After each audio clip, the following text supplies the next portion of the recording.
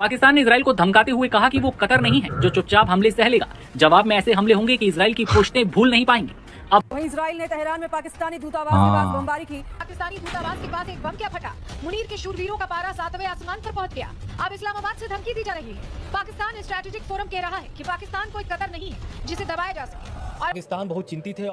Hello guys, मैं तस्खीर और इस वीडियो में हम देखने वाले हैं एक नई वीडियो लेकर आए हैं। Indian media shocked by Pakistan bold warning to Israel. ओ हो, ये क्या कर रहा है Pakistan? Not Qatar, statement goes viral. कौन सा स्टेटमेंट है ऐसा जो वायरल हो गया है पाकिस्तान की तरफ से और इंडियन मीडिया में उसके चर्चे ना हो? ऐसा कैसे हो सकता है? तो चलो देखते हैं भाई इंडियन मीडिया क्या कह रहा है। बाकी बात हम इस वीडियो को देखने के बाद करेंगे, तो लाइक करते जाओ, कमेंट करते जाओ। स्टार्ट करते वीडियो को, लेट्स स्टार्ट। कहीं पाकिस्तानी दूतावास को निशाना बनाते हुए इजराइल ने ये साफ कर दिया है कि अब कहीं ना कहीं ईरान की मदद करने वाला पाकिस्तान उसका दुश्मन हो सकता है। लेकिन हुआ क्या? ताजा धमाके पाकिस्तानी दूतावास और राजदूत के आवास के बहुत करीब हुए। बस फिर क्या था? पाकिस्तान बुरी तरह भड़क उठा। इस्लामाबाद से नेतन्याहू को सीधी चेतावनी दी गई। क्या धमकी दी? इजराइल का हमला कितना खतरनाक था? पाकिस्तान दूतावास को धमाके में कितना नुकसान हुआ? हर सवाल का जवाब आपको वीडियो मिल जाएगा। दरअसल इजरायली हमले की गूंज पाकिस्तानी हुक्मरानों तक पहुंची है। इस हमले को लेकर पाकिस्तान बौखला गया है और उसने इजराइल को कड़ी चेतावनी दी है। पाकिस्तान ने इजराइल को धमकाते हुए कहा कि वो कतर नहीं है जो चुपचाप हमले सह लेगा। जवाब में ऐसे हमले होंगे कि इजराइल की पुश्तें भूल नहीं पाएंगी। अब समझिए कितना हमला खतरनाक था ये। शुरुआती जानकारी के मुताबिक दूतावास परिसर सीधे तौर पर निशाना नहीं बना और पाकिस्तान के सभी राजनयिक और स्टाफ सुरक्षित हैं। दूतावास की खिड़कियों के कांच भी सलामत हैं, लेकिन आसपास की इमारतें धमाकों से बुरी तरह दहल चुकी हैं। इस हमले के बाद पाकिस्तानी सरकार से जुड़े पाकिस्तान स्ट्रेटेजिक फोरम ने कड़ी टिप्पणी की और इजराइल को धमकी दी। बयान दिया, याद रखो पाकिस्तान कोई कतर नहीं है जो चुपचाप हमले सह लेगा। अगर दुनिया में कहीं भी हमारे डिप्लोमेट्स को नुकसान हुआ तो जवाब ऐसा होगा कि जिसे इजराइल की पीढ़ियां भूल नहीं पाएंगी। बता दें कि ईरान, इजराइल और अमेरिका के बीच जारी युद्ध अब चौथे हफ्ते में प्रवेश कर चुका है। पूरी दुनिया की अर्थव्यवस्थाओं पर बुरा असर पड़ रहा है। बार बार शांति की बातें हो रही हैं, लेकिन नतीजा शांति के हक में जाता नहीं दिखता। शांति और युद्ध विराम की बात करने वाले हर देश की जुबान पर युद्ध और धमाकों के ऑर्डर भी सुनाई पड़ रहे हैं। इसी बीच इजराइल और अमेरिका ईरान के तेहरान, काशान और आबदान जैसे कई शहरों में बार बार हमले ये लोग कर रहे हैं, जिससे जंग और तेज होती जा रही है। पाकिस्तान के दूतावास के पास हमला हुआ।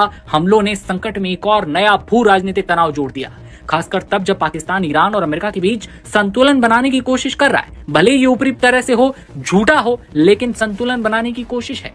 पाकिस्तान ने खुद मध्यस्थता की पेशकश की थी। इस्लामाबाद के अधिकारियों ने कहा है कि अगर अमेरिका और ईरान दोनों सहमत हों तो पाकिस्तान बातचीत की मेजबानी करने के लिए तैयार है। रिपोर्ट्स में यह भी कहा गया कि पाकिस्तान में अमेरिकी और ईरानी प्रतिनिधियों के बीच सीधी बातचीत की तैयारी चल रही है। हालांकि इसकी स्वतंत्र रूप से पुष्टि नहीं है। जर्मनी के विदेश मंत्री योहान वाडेफुल ने कहा है कि अमेरिका और ईरान के बीच पहले भी अप्रत्यक्ष बातचीत हुई है। बहुत जल्द पाकिस्तान में एक बैठक हो सकती है। यानी एक तरफ जंग के मैदान में बम मिसाइलें बरस रही हैं, दूसरी तरफ कूटनीति के मोर्चे पर धमकियां, चेतावनियों का दौर तेज हो गया है। ऐसे में सवाल यही है, क्या तेहरान के धमाकों से पाकिस्तान और इजराइल के बीच नया टकराव शुरू हो सकता है, या फिर पाकिस्तान वाकई इस जंग में शांति का रास्ता निकाल पाएगा? आपको क्या लगता है? वहीं इजराइल ने तेहरान में पाकिस्तानी दूतावास के पास बमबारी की, जिसके बाद डाकिया शहबाज टेंशन में है और दुनिया को दिखाने के लिए इजराइल को ईदर भपकियां भी दे दिया है। देखिए, महायुद्ध, महाकवरेज।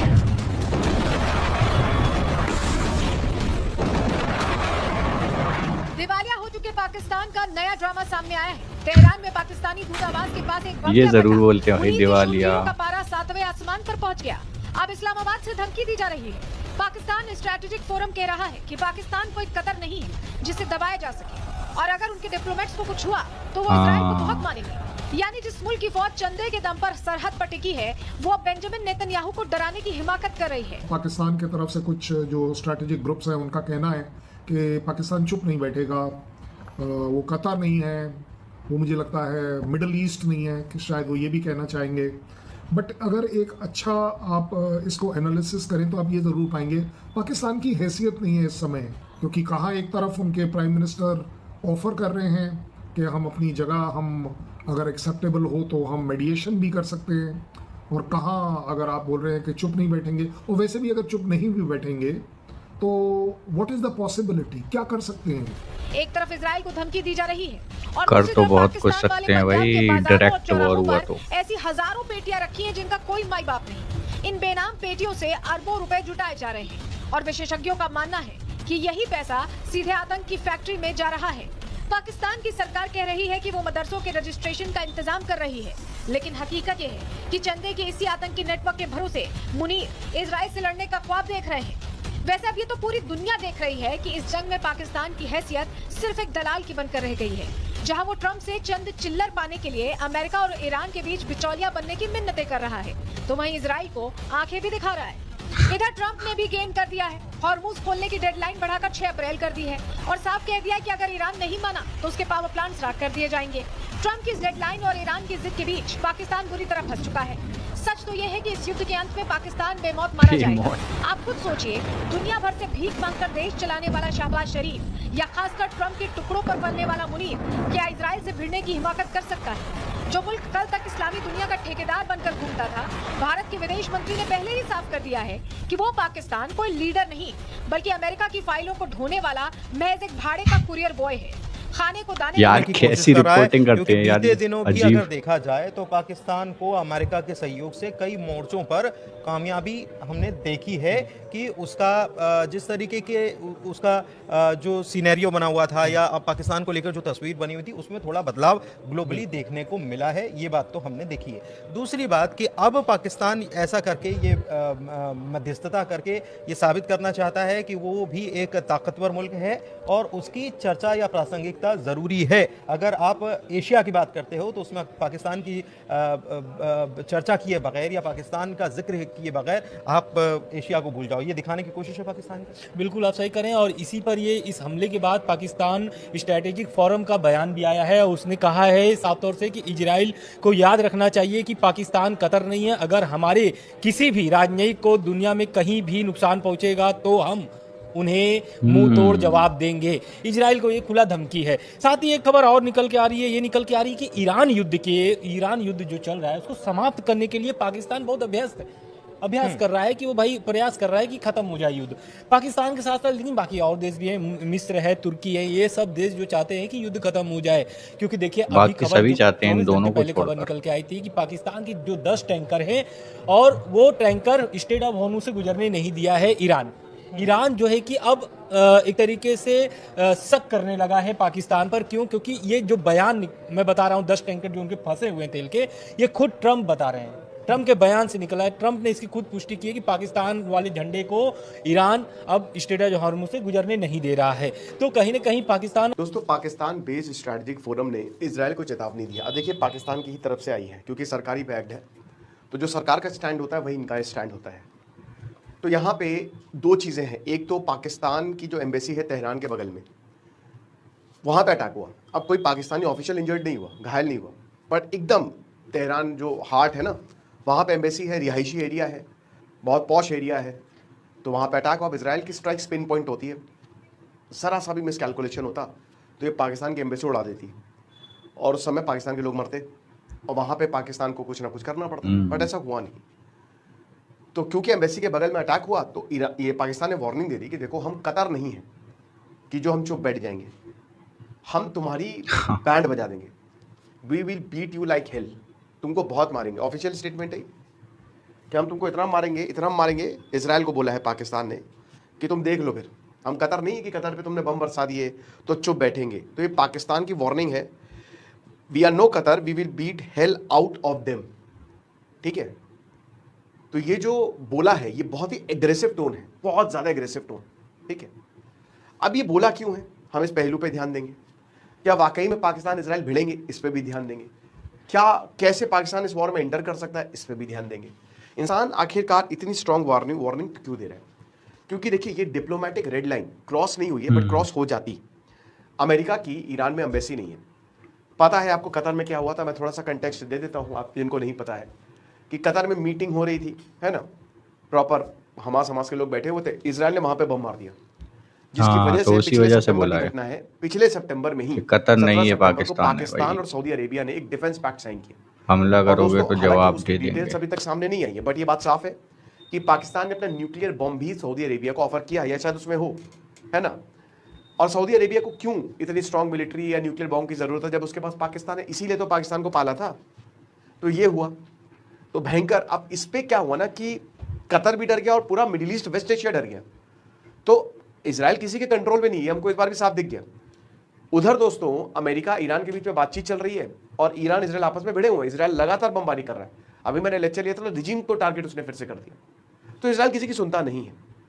इसी को लेकर पाकिस्तान ने तगड़ी वार्निंग दे डाली, लेकिन टोन बहुत एग्रेसिव है।